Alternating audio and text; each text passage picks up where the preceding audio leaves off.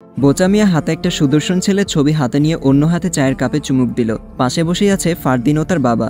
বোচা মিয়া একটানে চাটা শেষ করে ছবির দিকে তাকিয়ে ফারদিনের বাবাকে বলল, এমন ছেলে হাতে পাওয়াটাও ভাগ্যের ব্যাপার। তাকিয়ে দেখেন, একেবারে হীরের টুকরা। তাছাড়া পূর্ব থেকেই বংশেরও নাম ডাকা অনেক। ফারহা মাকে একবারে রানীর মতো রাখবে তারা। ফারহা কলেজ থেকে আসার সময় নাকি ছেলেটাকে দেখেছিল, তাই আপনার কাছে বারবার পাঠাচ্ছে আমাকে। ওদের একটাই কথা, ওরা শুধু ফারহা মাকেই চায়, আর কিছু না। তাছাড়া এমন সম্বন্ধও আর পাবেন না। এর মাঝেই ফারদিন বলল, আর পাবো না মানে? আমাদের ফারু দেখতে খারাপ নাকি? আমাদের ফ্যামিলি কি খুব দুর্বল যে এতই ছোট মনে করছেন আমাকে? বোচা মিয়া দাঁত কেলিয়ে বলল, আরে আরে রেগে যাচ্ছ কেন বাবা? আমি এভাবে বলিনি। বলেছি ছেলে দেখতে শুনতে ভালো, ফ্যামিলি ভালো, জবও ভালো। তাহলে প্রবলেমটা কি? একটা মেয়েকে সুখে রাখতে হলে আর কি লাগে বলো? ফারহার বাবা এবার থামিয়ে বলল, আচ্ছা আমি বুঝেছি আপনার কথাটা। ছেলে ও তার ফ্যামিলি সম্পর্কে খোঁজ খবর নিয়েছি আমি।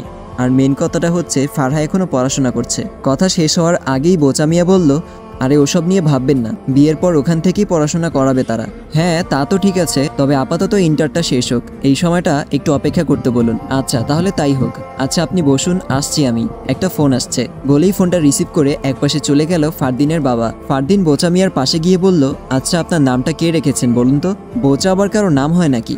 লোকটা হো হো করে হেসে বলল, অনেক কাহিনী আছে বাবা। আমার জন্মের আগে নাকি আমার 4টা ভাই বোন মারা গেছে, যার কারণে আমি জন্ম নেওয়ার পর আমার নাম রাখা হয় বোচা, যেন আমার কিছু না হয়। এরপর আমার ছোট ভাইয়ের নাম রাখা হয় পচা। তো এসব নাম রাখলে কি হয় জানি না, আমি ছোটবেলায় দাদির কাছে শুনেছিলাম।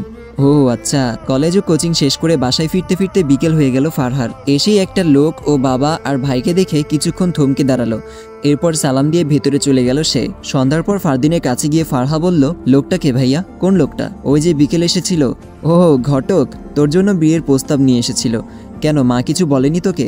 কই না তো, আমাকে না জানিয়ে তোমরা আমার বিয়ের কথাবার্তা বলছো? আরে না, কে বলল তোকে? তা তো দেখতেই পারছি। মেয়ে বলে কি আমার নিজের মন মতো মত দেওয়ার কোনো অধিকার নেই? আছে তো। আর আমরা তো বলিনি তোর অমতে কিছু হবে। কয়দিন ধরে এক জায়গা থেকে বারবার প্রস্তাব পাঠাচ্ছে, তাই বাসায় ডেকে বিস্তারিত জানলো বাবা। ছেলে নাকি আর্মি অফিসার। বাবারও হয়তো পছন্দ হয়েছে ছেলে, তবে এখন কিছু বলেনি। আগে তোর এক্সাম শেষ হোক, এরপর সবকিছু বিবেচনা করে কথা এগিয়ে নিবে। বাহ, সময়ও ঠিক করে ফেলেছো সবাই, আর আমাকে একটিবার জানালেও না তোমরা। ফারহা উত্তেজিত হয়ে যাচ্ছে দেখে ফারদিন বলল, আরে পাগলি বোন আমার, তুই বিষয়টা যেমন ভাবছিস বিষয়টা আসলে তেমন না। আমরা বলতাম তোকে, এখন জাস্ট প্রস্তাব এসেছে, বেশি কিছু না, তাই এতটা সিরিয়াসলি নেই নাই। এক্সামের পর কথাবার্তা আগাবে বলেছে, আর তুমি বলেছো সিরিয়াস না? আরে আবারও ভুল বুঝছিস তুই। আর কিছু না বলে মায়ের রুমের দিকে গেল ফারহা। তোমরা আমাকে না জানিয়ে আমার বিয়ের কথা বলছো কেন মা? মেয়েকে পাশে বসিয়ে হাসি মুখে বলল, কই বিয়ের কথা বলছি, শুধুমাত্র প্রস্তাব এসেছে। এখন একটি অ্যাড চলবে, আপনারা চাইলে স্কিপ করতে পারেন। ওয়ানেক্স হচ্ছে সবচেয়ে বিশ্বস্ত বুকমেকার, যা পিএসজি এবং সিরিয়া অ্যাপের অফিসিয়াল পার্টনার। খুব শীঘ্রই ইন্ডিয়ান প্রিমিয়ার লিগ শুরু হতে চলেছে, এবং এটি সবচেয়ে বড় সুযোগ আপনার প্রিয় দলকে সমর্থন করার। এই অ্যাপে আপনি cricket, football, tennis live match দেখতে এবং তাদের স্কোর ভবিষ্যৎবাণী করে সহজে অর্থ উপার্জন করতে পারবেন। সেই সাথে বিএমডব্লিউ গাড়ি, আইফোন, ল্যাপটপ এবং আরো অনেক নগদ পুরস্কার জেতারও সুযোগ রয়েছে। এই অ্যাপটিতে আপনি crash, crystal, under and over 21 ইত্যাদি গেম খেলে সহজেই আয় করতে পারবেন। আপনি বিকাশ, নগদ, ব্যাংক, ক্রিপ্টো, পেপাল এবং অন্যান্য সহজ পদ্ধতির মাধ্যমে সহজেই আপনার জেতা টাকা তুলতে পারবেন। এখানে আপনি 24 ঘন্টা 7 দিন গ্রাহক সহায়তা পাবেন। তাই এখনই পিন কমেন্টের লিঙ্ক ব্যবহার করে রেজিস্ট্রেশন করুন, অথবা গুগলে ওয়ানেক্স সার্চ করে রেজিস্ট্রেশন করুন। আর হ্যাঁ, রেজিস্ট্রেশনের সময় আমার প্রোমো কোড ওয়ানমারুফ ব্যবহার করে প্রথমবার ডিপোজিটে 20,000 টাকা পর্যন্ত জেতার সুযোগ পান। আমি এখন বিয়ে করতে চাই না মা। আরে ধুর পাগলি, প্রস্তাব আসলে বিয়ে হয়ে যায় নাকি? আমি এত কিছু জানি না। আমি বিয়ে করব না মানে করব না। আচ্ছা তুই চিরকুমারী থাকিস, এবার শান্ত হ। আর বাড়ির সামনে বড়ই গাছ থাকলে লোকে ঢিল মারবে, এটাই তো স্বাভাবিক। ফাইনালি ট্যুরে যাওয়ার সেই কাঙ্ক্ষিত সময়টা চলে এলো। এই একটা ট্যুর যে ফারহার জীবনটা এমন এলোমেলো করে দিবে তা হয়তো তার চিন্তারও বাইরে ছিল। না হলে কি মানুষ বিপদ জেনেও ওই রাস্তায় এগিয়ে যায়? সে নিজেও যেত না, বাট আমরা তো আর ভবিষ্যতে কি হবে তাও কেউ বলতে পারি না। সেই ট্যুরে যাওয়ার পর একটা অ্যাক্সিডেন্টই তার জীবনকে এলোমেলো করে দিয়েছে। সন্ধ্যার পর বাসে রওনা দিবে সবাই। 5টা বাস ঠিক করা হয়েছে। সারা রাত গাড়িতে থেকে পরদিন চট্টগ্রাম পৌঁছাবে তারা। তারপর 2 দিনব্যাপী এই ট্যুরে বিভিন্ন জায়গায় ঘুরে বেড়াবে। সন্ধ্যায় ব্যাগে কিছু কাপড় চোপড় ও প্রয়োজনীয় টাকা পয়সা নিয়ে কলেজ মাঠের উদ্দেশ্যে বেরিয়ে গেল। ফারহাও ব্যাগে জামা ও নিজের প্রয়োজনীয় জিনিসপত্র নিয়ে নিল। তারপর বাবা মার থেকে বিদায় নিয়ে ভাইয়ার সাথে বেরিয়ে পড়ল কলেজ মাঠের উদ্দেশ্যে। ওখানে গিয়ে দেখে প্রায় সবাই চলে এসেছে, আর আধা ঘন্টা পর রওনা দিবে। আবরারের সাথে কিছুক্ষণ কথা বলে ফারহা থেকে বিদায় নিয়ে চলে গেল ফারদিন। হেই, কখন এলি তোরা? অনেকক্ষণ আগেই এসেছি, তোর মতো অলস নই আমরা। আর আধা ঘন্টা লেট করলে আর যাওয়াই হতো না তোর। আমি অলস হতে যাবো কেন, আমি সময় মতোই এসেছি। তোদের মতো আগে এসে আজাইরা সময় নষ্ট করি না। কিছুক্ষণ পর স্যার ও টিম লিডাররা এক এক করে সবাইকে গাড়িতে উঠতে বলল। জিনিসপত্র নিয়ে এক এক করে যার যার সিটে গিয়ে বসলো সবাই। বাসের সামনে 2-3 সিট পরে বসলো ফারহা ও আইরিন, আর বাসের সামনে সিটে বসলো আবরার। উঠার পর আইরিনকে বলে গেল, কোনো সমস্যা হলে বলবি, আমি এই তো সামনেই আছি। রাতে আধা ঘন্টা ব্রেক নিয়ে ডিনার করে নিল সবাই। এরপর আবার গন্তব্যের দিকে ছুটল সবাই। ফেনী এসে মহিপাল বাস থামলো, তখন প্রায় রাত 1টা।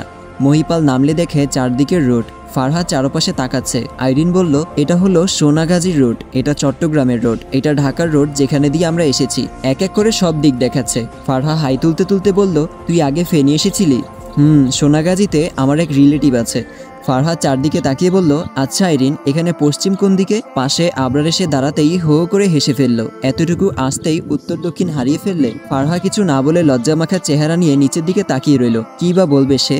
নতুন কোথাও গেলে যে সে সত্যি উত্তর দক্ষিণ সঠিকভাবে খুঁজে পায় না। নিজেদের প্রয়োজন শেষ হলে চট্টগ্রামের রোডে ছুটল গাড়ি। রাত তখন গভীর। এতক্ষণ হইহুল্লা করে এখন প্রায় সবাই নিশ্চুপ। বাস চলছে নিরিবিলি। হয়তো সবাই ঘুমিয়ে আছে, অথবা কেউ ঘুমানোর ট্রাই করছে। আবরারের ঘুম আসছে না। নিরিবিলি জায়গা ছাড়া কখনো ঘুম আসে না তার। পেছন ফিরতেই দেখে ফারহা ঘুমাচ্ছে বেগর হয়ে। ঘুমন্ত ফারহা আজ যেন অদ্ভুত মায়ার অধিকারী হয়েছে। কিছুক্ষণ এক দৃষ্টিতে চেয়ে থেকে পুনরায় সামনের দিকে তাকিয়ে থাকে আবরার। নিজেকে মনে মনে শাসাতে থাকে, কার দিকে তাকিয়েছিলি বোকামন, সেও তো বোন লাগে বোন। চট্টগ্রাম পৌঁছাতে সকাল হয়ে গেল তাদের। কারো ডাকে চোখ মেলে তাকায় ফারহা। বাইরে তাকিয়ে দেখে নতুন একটা শহরে এসে পৌঁছালো। সবে সকাল হয়েছে। ভোরের আলোয় চারপাশটা এখনো পুরোপুরি পরিষ্কার হয়নি। সবকিছু আগে থেকেই রেডি ছিল। যার যার ব্যাগ নিয়ে একটা হোটেলে গিয়ে উঠল সবাই। আজ সারাদিন পাহাড়ি অঞ্চল ঘুরে এর পরদিন কক্সবাজার, এরপর ডিরেক্ট ঢাকা ব্যাক করবে। ব্যাগ কাঁধে নিয়ে ফারহা, আইরিন ও সাথী একটা রুমে গিয়ে বসলো। সকালের নাস্তা শেষে চারপাশটা ঘুরে ফিরে দেখছে সবাই। সাথী চারপাশটা দেখে বলল, জায়গাটা দারুণ, সেই সাথে পরিবেশও আতিথেয়তাও খারাপ না। আমার তো বিশ্বাসই হচ্ছে না 1000 টাকা দিয়ে এত কিছু করা যায়। আবার এরপর নাকি কক্সবাজার। 1000 টাকা এত কিছু কেমনে করছে কে জানে। পাশ থেকে আইরিন একটু হেসে বলল, তোর কি মনে হয় তোদের সেই 1000 টাকায় এত কিছু হয়ে যাবে? আরে টাকাগুলো তো নিয়েছে আমাদের টুকটাক খরচের জন্য, বাকি সব তো কলেজের প্রতিষ্ঠাতা মুমিন আহমেদ চৌধুরী দিচ্ছে। না হলে এত স্টুডেন্ট নিয়ে 2 দিনের ট্যুরে আসা কোনো সহজ কাজ নয়। আমরাই প্রথম যে কলেজ থেকে এত দূর ও 2 দিনের ট্যুরে এসেছি। পাশ থেকে ফারহা বলল, আমার একটুও ভালো লাগছে না। লং জার্নি করলে আমার মাথা ঘুরতে থাকে, মনে হয় যেন চারপাশটা আমার সাথে সাথে ঘুরছে। আইরিন একটা হাসি দিয়ে বলল, আচ্ছা ফারহা, এখন বলতো পশ্চিম কোন দিকে? ফারহা একটু ভাব নিয়ে উত্তর দিকে দেখিয়ে বলল, এই দিকে। আইরিন হাসতে হাসতে বলল, তাহলে দক্ষিণ দিকে কি সূর্য ওঠে? তুই পূর্ব দিকের সূর্য দেখেই তো বলতে পারতি পশ্চিম কোন দিকে। পাশ থেকে সাথী বলল, তাকে নিয়ে তুই এত মজা নিচ্ছিস কেন আইরিন? সে তো বললই তার মাথাটা ঘুরছে। আইরিন একটু রাগী ভাব নিয়ে বলল, আমার ভাবিকে নিয়ে আমি মজা নিব না তো কে নিবে? যান ভাবি, আপনি রুমে গিয়ে বিশ্রাম নিন। ফারহা একটু রেগে বলল, উল্টাপাল্টা কথা বললে চর খাবি একটা। সারাদিন ঘুরে ফিরে সন্ধ্যার আগে হোটেলে ফিরে আসলো সবাই। রাতটা এখানে কাটিয়ে পরদিন সকালে কক্সবাজারের উদ্দেশ্যে রওনা দিবে। তারপর সন্ধ্যায় ডিরেক্ট ঢাকার উদ্দেশ্যে রওনা দিবে। পাশেই একটা বড় লিচু বাগান আছে, ওখানেই সময় কাটাচ্ছে অনেকে। তাদের থেকে ঠিক কিছুটা দূরে একটা বেঞ্চিতে বিষণ্ণ মনে বসে আছে আবরার। কলেজে স্যার হলেও এখানে স্যার নয়, কথা বলাই যায়। তাই এক পা করে আবরারের পাশে গিয়ে দাঁড়ালো ফারহা। চারপাশে সবাইকে দেখে আবরারকে বলল, সবাই কত আনন্দ করছে, আর আপনি বিষণ্ণ মনে বসে আছেন কেন স্যার? মন খারাপ? আবরার ফারহার দিকে চেয়ে বলল, তোমার জেনে কি লাভ? ফারহা একটু বিরক্তি নিয়ে বলল, সবসময় এত তেতো কথা বলেন কেন? আপনি কি কখনো মিষ্টি খাননি? খাই তো, কেন? তাহলে মিষ্টি আর তেতো করলার মাঝে পার্থক্যটা নিশ্চয়ই বোঝেন। আচ্ছা, আপনাকে যদি একটা পাত্রে তেতো করলা আর একটা পাত্রে মিষ্টি রাখা হয়, তাহলে আপনি কোনটা বেছে নেবেন? অবশ্যই মিষ্টি। ঠিক তেমনই তেতো কথা কারো পছন্দ না, একটু মিষ্টি করে কথা বলাটাই সকলে পছন্দ করে। আবরার এক হাতে ইশারা করে থামিয়ে বলল, ওয়েট, তুমি কি আমাকে ইনডিরেক্টলি তেতো করলার সাথে তুলনা করলে? ফারহা ছোট্ট করে জিভে কামড় কেটে বলল, এই না না স্যার, আমি মোটেও এমনটা বলিনি, একটু মিষ্টি করে কথা বলতে বলেছি জাস্ট। আবরার একটু হেসে বলল, চলো আজ তোমাকে ডিরেক্ট মিষ্টি কিছুই খাওয়াবো। ফারহা একটু অবাক হয়ে বলল, কিভাবে?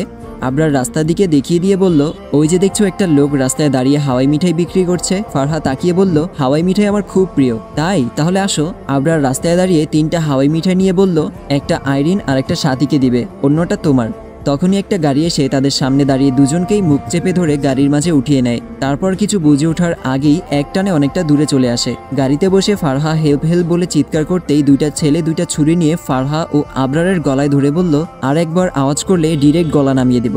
ভয়ে ফারহা সারা শরীর থরথর করে কাঁপছে। ইতিমধ্যে কপাল জুড়ে চিকন ঘাম দেওয়া শুরু হয়ে গেছে। কি থেকে কি হয়ে গেল কিছুই বুঝতে পারছে না, চিৎকার করতে পারছে না, বড় বড় শ্বাস নিচ্ছে শুধু। বেশ কিছুক্ষণ পর একটা জঙ্গলে এসে গাড়ি থামালো তারা। ফারহা ও আবরারের গলায় ছুরি ধরে দুজনকে দুইটা গাছের সাথে বেঁধে নিল। তারপর একজন তাদের সামনে এসে বলল, দুজনের ফ্যামিলিকেই ফোন কর আর বল আজকের মধ্যে 20 লাখ টাকা রেডি করতে, নয়তো দুজনকে এই জঙ্গলেই পুঁতে রেখে দিব।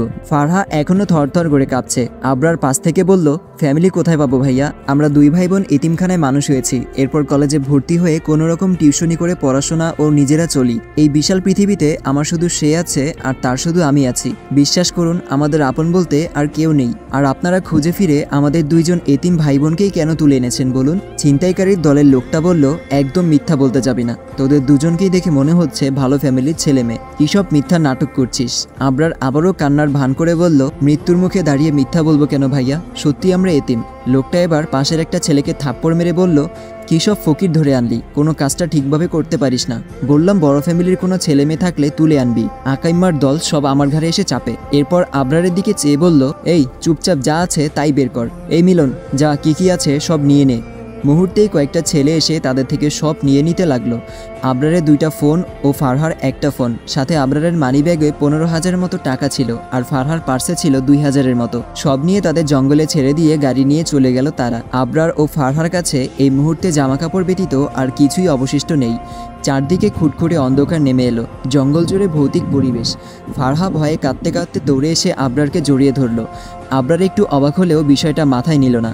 বুঝতেই পারছে ভয়ে ফারহা থরথর করে কাঁপছে। আপাতত এখান থেকে বের হওয়ার রাস্তা খুঁজতে হবে, তাই ফারহাকে ওভাবেই এক হাতে চেপে ধরে জঙ্গলের পথে ধরে হাঁটা ধরল সে। বের হতে কতক্ষণ লাগবে কে জানে, কিছুই চিনে না এখানকার। কাউকে ফোন দিবে সেই উপায়ও নেই। কিছু দূর যাওয়ার পর হঠাৎ গাড়ি ব্রেক করে দাঁড়ায় লোকগুলো। একটা ছেলে বলল, বস এতিম ছেলে, টেনে টুনে সবকিছু চালায়। বিষয়টা এমন হলে তারা একসাথে 2টা ফোন চালানোর কথা না। তাছাড়া দুজনের কাছে এত জিনিস আর এত টাকা একসাথে পাওয়া যেত না। আর আরেকটা বিষয় কিন্তু আমরা মিস করে ফেলে যাচ্ছি। টিমের বস বলল, কি জিনিস? মেয়েটাকে দেখেছেন আপনি? চিকন চাকন একটা মেয়ে, যেমন চেহারা তেমন তার ফিগার। আর এত বড় জঙ্গলে তার সাথে শুধু একটা ছেলে, এমন সুযোগ খুব কমই আসে। প্রয়োজনে ছেলেটাকে মেরে দিয়ে মেয়েটাকে তুলে নিয়ে সারা রাত পার্টি হলেও মন্দ হয় না। পাশ থেকে আরেকটা ছেলে বলল, গুড আইডিয়া। এর মাঝেই টিমের বস বলল, গাড়ি ঘোড়া আর সারা জঙ্গলে ছড়িয়ে খুঁজে বের করবি দুজনকে। মেয়েটাকে আমার চাই। আসসালামু আলাইকুম, আজকের পর্বটা এখানেই শেষ করছি। দেখা হচ্ছে পরবর্তী ভিডিওতে। আর হ্যাঁ, গল্পটা কি আপনাদের ভালো লাগছে না? আপনারা লাইক করছেন না কেন? অবশ্যই যারা চ্যানেলে নতুন আছেন তারা সাবস্ক্রাইব করে দিবেন, আর ভিডিওটা যাদের ভালো লাগছে তারা অবশ্যই লাইক করে দিবেন। সো দেখা হচ্ছে পরবর্তী ভিডিওতে। সবাই সুস্থ থাকবেন, ভালো থাকবেন। আল্লাহ হাফেজ।